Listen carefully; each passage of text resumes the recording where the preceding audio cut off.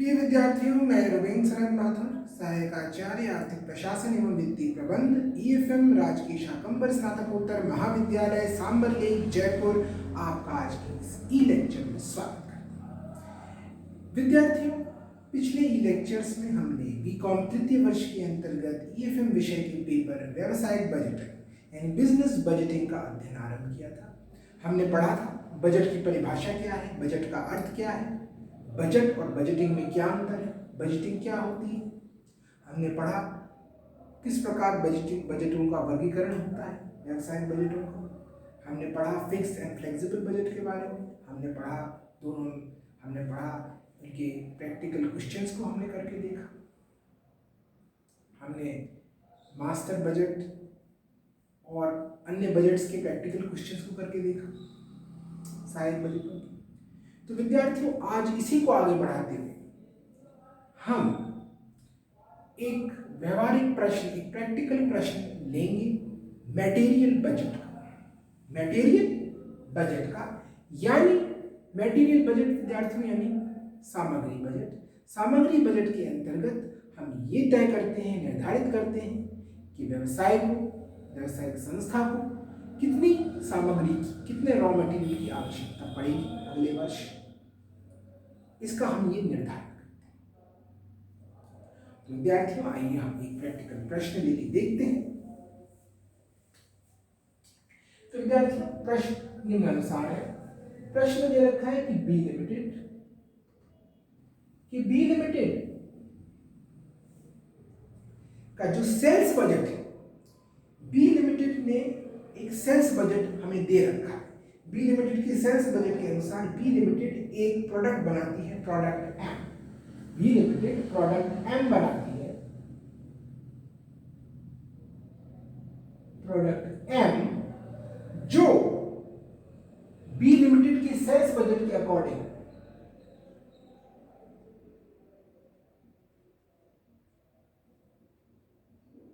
यानी B limited की विक्रय बजट के अनुसार प्रोडक्ट एम की 81,000 इकाइयां बिकेंगी वर्ष में। यानी अगले वर्ष प्रोडक्ट एम यानी जो उत्पाद एम बी लिमिटेड बनाती है, उस उत्पाद की 81,000 इकाइयां बिकेंगी। ठीक है, ये विक्रय बजट के अनुसार हमें दे रखा है। अब ये जो हमारा प्रोडक्ट एम है, यहाँ प्रोडक्ट एम, इसके उत्पादन में 3 प्रकार की रॉ मटेरियल्स, सामग्री इस्तेमाल होती है, ए, बी और सी। तो 3 प्रकार के रॉ मटेरियल इसके निर्माण में उपयोग में आते हैं, ए, बी व सी। और अब प्रोडक्ट एम की एक इकाई 1 यूनिट, अगर हम कहें कि 1 यूनिट के निर्माण के लिए इस प्रकार रॉ मटेरियल इस्तेमाल होता है। यानी अगर हमें प्रोडक्ट एम का, उत्पाद एम का 1 इकाई का निर्माण करना है तो हमें सामग्री ए की आवश्यकता होगी 2 इकाई, यानी 2 इकाई तो ए की आवश्यकता होगी, बी की 3 इकाई और सी की 4 इकाइयों, 4 यूनिट। समझने वाली बात है। उत्पाद एम के निर्माण के लिए हमें जो सामग्री चाहिए वो है ए, बी व सी, तीनों सामग्री चाहिए। लेकिन कितनी इकाइयों में चाहिए सामग्री, कितनी इकाई चाहिए हमारे उत्पाद की 1 इकाई बनाने के लिए। तो प्रोडक्ट एम की 1 इकाई को बनाने के लिए हमें सामग्री ए की 2 इकाइयां चाहिए, सामग्री बी की 3 इकाइयां चाहिए, सामग्री सी की 4 इकाइयां चाहिए। इस प्रकार हमने देखा कि प्रश्न में जानकारी दे रखी है कि बी लिमिटेड प्रोडक्ट एम बनाती है, उसका बी लिमिटेड का विक्रय बजट दे रखा है अगले साल के लिए, उसके अनुसार 81,000 इकाइयां बी एम प्रोडक्ट की अगले साल बिकेंगी। और प्रोडक्ट एम को बनाने में 3 प्रकार की सामग्रियों का उपयोग होता है, ए, बी और सी। और एक प्रोडक्ट एम की 1 इकाई बनाने के लिए सामग्री ए का 2 यूनिट, सामग्री बी का 3 यूनिट, सामग्री सी का 4 यूनिट लगता है। सामग्री ए का 2 इकाई लगती है, सामग्री बी की 3 इकाई लगती है, सामग्री सी की 4 इकाई लगती है। यदि हमें प्रोडक्ट एम की 1 इकाई बनानी है तो प्रोडक्ट सामग्री ए की 2 यूनिट चाहिए, सामग्री बी की 3 इकाइयां चाहिए, सामग्री सी की 4 इकाइयां चाहिए। अब विद्यार्थियों इसके अतिरिक्त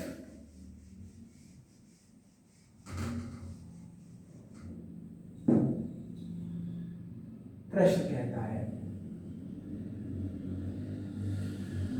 इसके अतिरिक्त प्रश्न हमें ओपनिंग स्टॉक और क्लोजिंग स्टॉक। तो विद्यार्थियों कभी भी चाहे हम सामग्री कह लें, चाहे हम फिनिश्ड स्टॉक की बात करें, तो उसका कुछ ना कुछ ओपनिंग स्टॉक यानी ओपनिंग बैलेंस है, ओपनिंग जो शेष है वो तो हमारे पास रहता ही है। यानी कुछ ना कुछ हमारे पास पिछले साल का शेष रहता है ओपनिंग स्टॉक, और इस साल भी कुछ शेष रह जाता था क्लोजिंग स्टॉक। तो ओपनिंग स्टॉक और क्लोजिंग स्टॉक हमें फिनिश्ड गुड्स का भी और रॉ मटेरियल का भी दिया रहता है। तो फिनिश्ड गुड्स के लिए हमें ये देना है। अगर फिनिश्ड गुड्स की बात करें, फिनिश्ड गुड्स कौन सा हो गया, हमारे उत्पाद, इसकी निर्मित इकाइयां, फिनिश्ड गुड्स। फिनिश्ड गुड्स के संबंध में अगर हम अब यहां मैं बात करूंगा ओपनिंग स्टॉक और क्लोजिंग स्टॉक।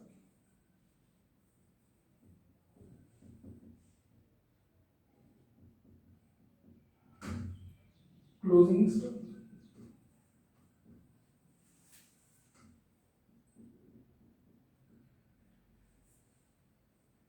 ये कितनी दे रखी है,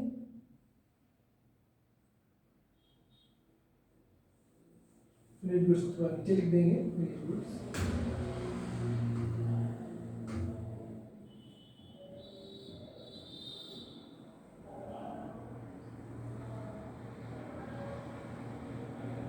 तो साल के शुरुआत में 15,000 इकाइयां तो फिनिश्ड गुड की थी, और अंत में 21,000 रहनी चाहिए क्लोजिंग स्टॉक। ये पहले दे रखा है प्रश्न।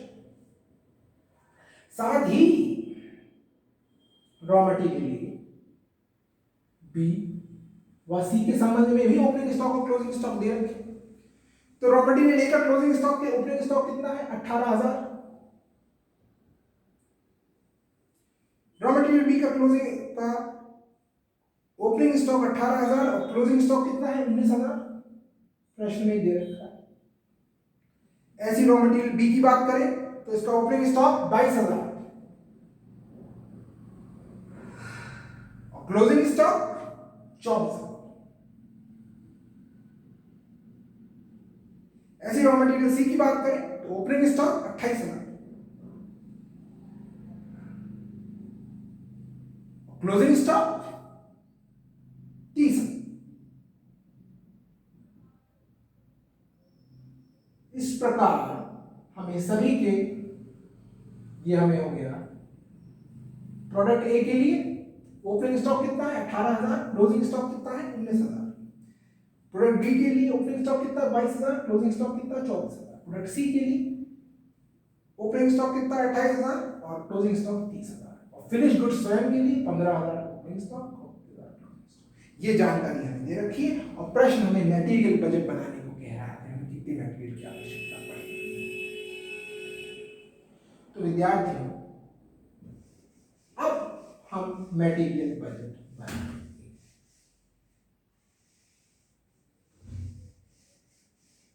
मटेरियल बजट का सबसे पहले फॉर्मेट हम बनाएंगे।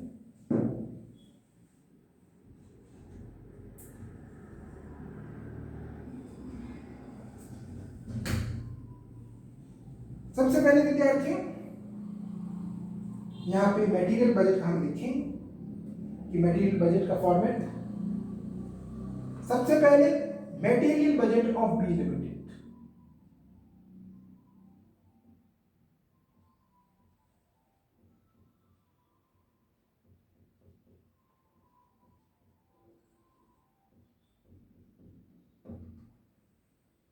Material budget of B limited for the year ending, जो भी हमारा ईयर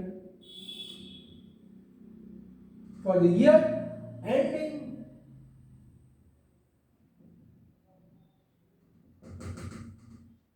इस प्रकार हमने लिख दिया।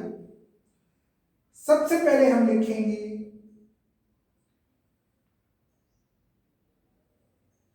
यहां पर्टिकुलर्स,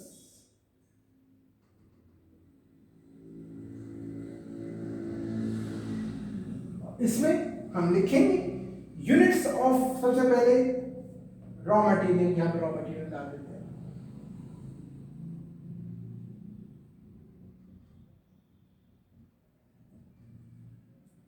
यूनिट्स में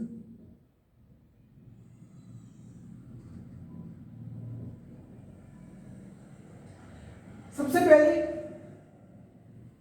raw material required for production, आखिर हमें कितने रॉ मटेरियल की आवश्यकता है उत्पादन के लिए, उसमें हमें क्या निकालना है विद्यार्थी। मटेरियल बजट में सबसे पहले समझना पड़ेगा क्या निकालना पड़ता है। मटेरियल बजट में हमें ये निकालना पड़ता है कि कितने मटेरियल की हमें आवश्यकता है।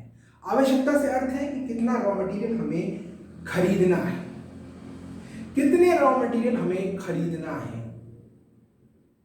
कितना रॉ मटेरियल हमें खरीदना है। तो सबसे पहले ये निकालने के लिए सबसे पहले हमें निकालना है कितने रॉ मटेरियल की आवश्यकता है, कितने रॉ मटेरियल की आवश्यकता है। तो आवश्यकता कितनी है, units of raw material required for production. सबसे पहले units of raw material required, units of raw material required,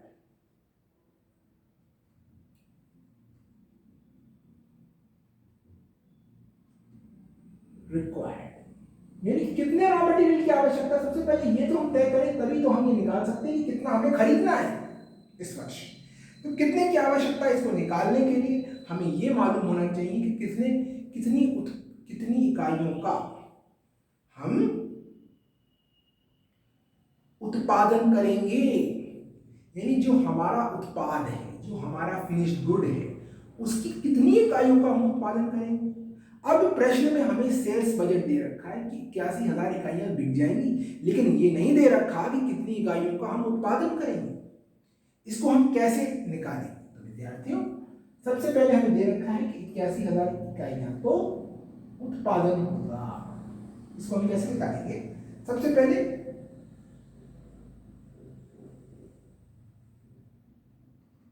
units to be sold, units to be sold वो कितनी है 81,000, लेकिन 81,000 हमें बेचनी, उसमें से ओपनिंग, उसमें से 81,000 हमें बेचनी है और 21,000 का क्लोजिंग स्टॉक भी रखना है। तो इसमें क्लोजिंग स्टॉक को हम ऐड कर देंगे, क्योंकि हम ये रखना अनिवार्य है, एक प्रश्न दे रखा है क्लोजिंग स्टॉक तो इतना पहले से तय कर लिया हमने कितना रखेंगे, ठीक है। 21,000 का क्लोजिंग स्टॉक भी रखा, इसका मतलब हमें कुल मिला के 1,02,000 इकाइयां चाहिए, इनका उत्पादन हमें करना पड़ेगा। लेकिन हमारे पास ओपनिंग स्टॉक भी तो रखा है, हमारे पास ओपनिंग स्टॉक है 15,000 यूनिट का, लेस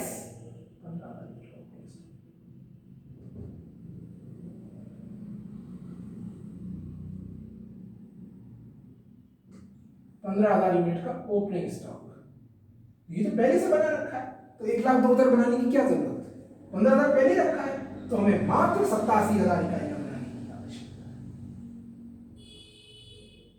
यानी हमारा जो प्रोडक्शन है, बजटेड प्रोडक्शन, हमारा जो बजटेड प्रोडक्शन है वो 87,000 इकाई है, ठीक है। इसके पश्चात हमें ये हमारा उत्पादन आ गया, ठीक।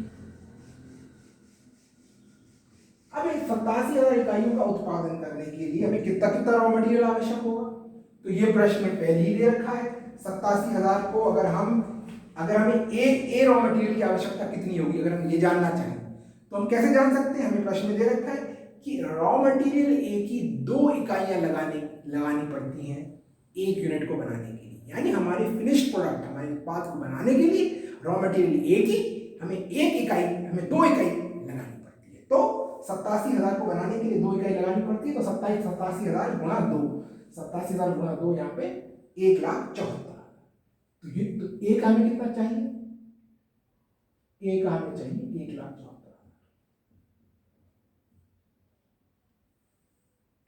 बी की कितनी इकाइयां चाहिए हमें? प्रश्न में हम वापस जाएंगे, प्रश्न में याद रहना चाहिए। बी की 3 इकाइयां चाहिए। तो 87,000 गुणा 2 किया तो 1,74,000 आया ए, और 87,000 गुणा 3 किया तो 2,61,000। और सी चाहिए 4। तो 4 को 87,000 से गुणा किया तो 3,48,000।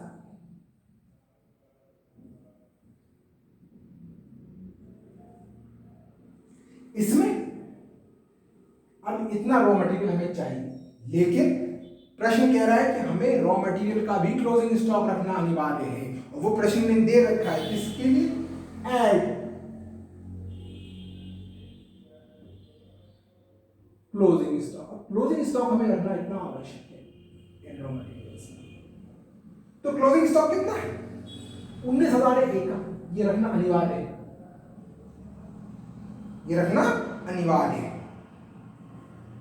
Closing stock of raw material प्रश्न के अनुसार हमें 19,000 रखना पड़ेगा। 24,000 का हमें रॉ मटेरियल क्लोजिंग स्टॉक रखना पड़ेगा बी का, और 30,000 हमें क्लोजिंग स्टॉक रखना पड़ेगा सी का। प्रश्न के अनुसार इनका क्लोजिंग स्टॉक हमें इतना इतना रखना पड़ेगा, इतना रहना चाहिए। 19,000, 24,000, 30,000। अब इसका अर्थ ये हुआ कि भाई हमें रॉ मटेरियल रिक्वायर्ड हमारा कुल कितना हो गया? इतना तो हमें प्रोडक्शन के हिसाब से चाहिए, और कितना क्लोजिंग स्टॉक। तो यानी 1,74,000 प्लस 19, 1,93,000।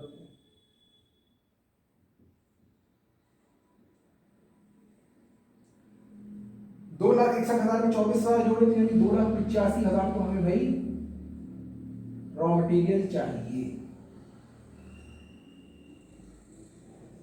और 3,48,000 में 30,000 जोड़े तो 3,78,000 हमें रॉ मटेरियल चाहिए।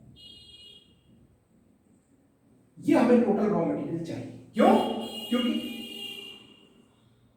उत्पादन के लिए 1,74,000 चाहिए, क्लोजिंग स्टॉक के लिए 19,000 चाहिए, कुल मिला के 1,93,000 चाहिए। ऐसी 2,61,000 प्लस 24,000 2,85,000, 3,48,000 प्लस 30,000 3,78,000।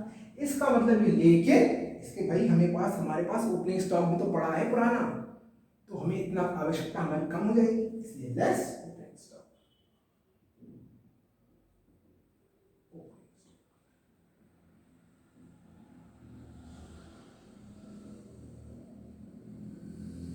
ओपनिंग स्टॉक कितना है? 18,000 ए का। तो इसमें 18,000 चले गए, तो मात्र हमें raw material to be purchase, यहां पे आ गया रॉ मटेरियल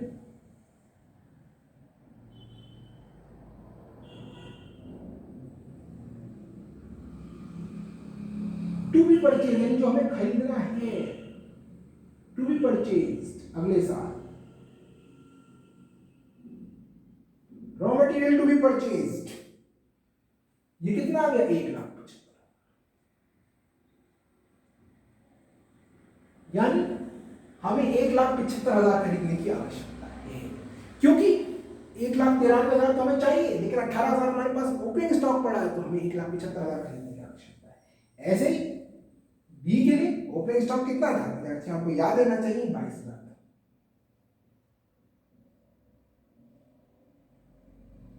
22,000 लेस कर दिए, क्या बचा? 2,85,000 में से 22 गए तो 2,63,000, यानी 2,63,000 यूनिट्स हमें खरीदनी है रॉ मटेरियल बी, यही हमारा मटेरियल बजट है। ऐसे प्रोडक्ट रॉ मटेरियल सी में ओपनिंग स्टॉक कितना है? 28,000। 28,000 3,78,000 में से 28,000 गए तो क्या? 3,50,000। इसका मतलब क्या कि हमें raw material to be purchase, यानी जो हमारा मटेरियल बजट है, यानी इतना मटेरियल हमें क्रय करना आवश्यक है। यानी विद्यार्थी हम ये समझ सकते हैं कि मटेरियल बजट के अंतर्गत हमें ये निकालते हैं कि कंपनी को किसी कितने मटेरियल की आवश्यकता है और कितना मटेरियल उसे खरीदना है। इस प्रकार हमने देखा कि मटेरियल बजट हमने तैयार कर लिया, material budget of B limited, और इसके अनुसार हमें 1,75,000 यूनिट्स खरीदनी है रॉ मटेरियल ए की, रॉ मटेरियल बी की 2,63,000 और रॉ मटेरियल सी की 3,50,000। इस प्रकार की मटेरियल बजट हमने तैयार किया। यानी मटेरियल बजट के अंतर्गत हम आवश्यकता का भी निर्धारण करते हैं, कितना क्रय हम करेंगे रॉ मटेरियल, इसका हम निर्धारण करते हैं। अब इस प्रश्न में सबसे महत्वपूर्ण बात ये थी कि यहाँ पे हमने ये 1,74,000 कैसे निकाला। ये 1,74,000 हमने ऐसे निकाला कि सबसे पहले हमने यहाँ पे जो हमारी यूनिट्स, जो हमारे अगले साल बस प्रश्न दे रखा था कि अगले साल 81,000 यूनिट्स हमारे उत्पाद की बिकेंगी, लेकिन ये तो बिकेंगी यानी ये तो बिक्री है, ये तो सेल्स है, लेकिन हमें तो प्रोडक्शन चाहिए। भाई रॉ मटेरियल का संबंध उत्पादन से है, तो कितना उत्पादन हम करेंगे ये हमने कैसे निकाला, ये प्रश्न में एक जटिलता थी। तो वो हमने कैसे निकाला कि हमने सबसे पहले निकाला जो फिनिश्ड गुड्स की हमने जो निकाला है, सबसे पहले जो जितनी भी यूनिट्स सोल्ड 81,000 में हमने क्लोजिंग स्टॉक जोड़ दिया और ओपनिंग स्टॉक घटा दिया, तो हमें units to be produced this year ये हमने निकाला कितना हमें उत्पादन करना है। उससे हमने रॉ मटेरियल रिक्वायरमेंट निकाली 1,74,000, उसको हमने 2 से गुणा किया 1,74,000, इस प्रकार हमने ये निकाला। तो विद्यार्थियों आज की लेक्चर में इतना ही, आगे हम आगे का अध्ययन करेंगे। आप इन वीडियोस को देखते रहिए। बहुत बहुत धन्यवाद।